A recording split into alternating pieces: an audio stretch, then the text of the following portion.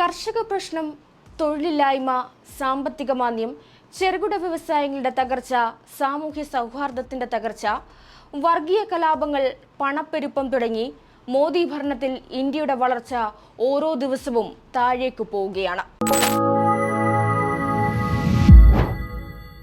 BJP. ഭരണം ജനങ്ങളോടുള്ള വഞ്ചനയാണെന്നതിന്റെ ഉദാഹരണങ്ങളാണ് രാജ്യത്ത് നടക്കുന്ന ഓരോ സംഭവങ്ങളും.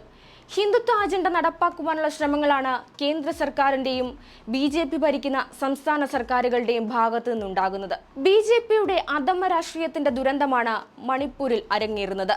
ആഭ്യന്തര കലാപം കൂടുതൽ രൂക്ഷമാകുന്നതിന്റെ തെളിവുകളാണ് ദിവസവും പുറത്തു വന്നുകൊണ്ടിരിക്കുന്നത്. ഈ കലാപം അടിച്ചമർത്താനോ സമാധാനം സ്ഥാപിക്കാനോ സംസ്ഥാനത്തെ ബി.ജെ.പി. സർക്കാരിന് ഇതുവരെയും കഴിഞ്ഞിട്ടില്ല. വർഗീയ സംഘർഷം ഈ നിലയിലേക്ക് എത്തിച്ചതിന്റെ പൂർണ്ണ ഉത്തരവാദിത്തം മോദി സർക്കാരിന് മാത്രമാണ്. ഇപ്പോഴിതാ രാജ്യത്ത് കൂടുന്ന വർഗീയ സംഘർഷങ്ങളിൽ ഉത്കണ്ഠ രേഖപ്പെടുത്തിയും ഈ അവസ്ഥയ്ക്ക് പരിഹാരം ആവശ്യപ്പെട്ടും 17 പ്രമുഖ വ്യക്തികൾ നരേന്ദ്രമോദിക്ക് കത്തെഴുതിയിരിക്കുകയാണ്. മുസ്ലിങ്ങളും ക്രിസ്ത്യാനികളും അടക്കം ന്യൂനപക്ഷങ്ങൾ അനുഭവിക്കുന്ന അരക്ഷിതാവസ്ഥയും ആശങ്കയും ചൂണ്ടിക്കാട്ടിയാണ് കത്ത്. ആസൂത്രണ കമ്മീഷൻ മുൻ സെക്രട്ടറി N.C. സക്സേന, ഡൽഹി മുൻ ലഫ്റ്റനന്റ് ഗവർണർ നജീബ് ജംഗ്, മുൻ മുഖ്യ തെരഞ്ഞെടുപ്പ് കമ്മീഷണർ S.Y. ഖുറേഷി, ബ്രിട്ടനിലെ മുൻ ഇന്ത്യൻ ഹൈക്കമ്മീഷണർ ഷിവ് മുഖർജി, കരസേന മുൻ ഉപമേധാവി ലഫ്റ്റനന്റ് ജനറൽ സമീറുദ്ദീൻ ഷാ തുടങ്ങിയവർ ചേർന്നാണ് കത്തെഴുതിയിരിക്കുന്നത്.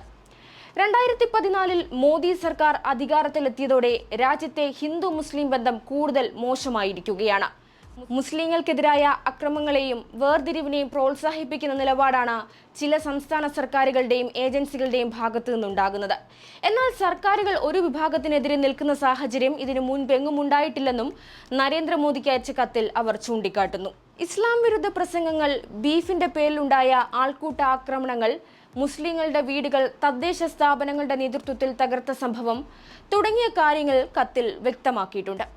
അതേസമയം ഈ കത്ത് ഇന്ത്യയുടെ സാമ്പത്തിക വളർച്ചയ്ക്ക് തിരിച്ചടിയാകുമെന്നാണ് കണക്കാക്കുന്നത്. മുസ്ലിങ്ങളുടെ വ്യാപാര സ്ഥാപനങ്ങൾക്ക് നേരെ ഉണ്ടാകുന്ന ആക്രമണങ്ങളിൽ ഉത്കണ്ഠ രേഖപ്പെടുത്തിക്കൊണ്ടുള്ളതാണ് കത്ത്. എല്ലാ സംസ്ഥാന സർക്കാരുകളും ഭരണഘടന ഉയർത്തിപ്പിടിക്കുന്നെന്ന് പ്രധാനമന്ത്രി ഉറപ്പാക്കണമെന്ന് കത്തിൽ പറയുന്നു.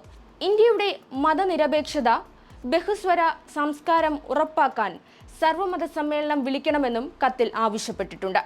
വികസിത രാജ്യമാകുവാനുള്ള ശ്രമങ്ങൾക്ക് വർഗീയ സംഘർഷം വലിയ തടസ്സമാണ്. പുരാതന മുസ്ലിം പള്ളികളുടെയും ദർഗകളുടെയും സ്വത്തുക്കൾ വീണ്ടും സർവേ ചെയ്യണമെന്ന ആവശ്യം ഇന്ത്യയുടെ ബഹുസ്വരത തകർക്കുമെന്നും കത്തിൽ ചൂണ്ടിക്കാട്ടുന്നു.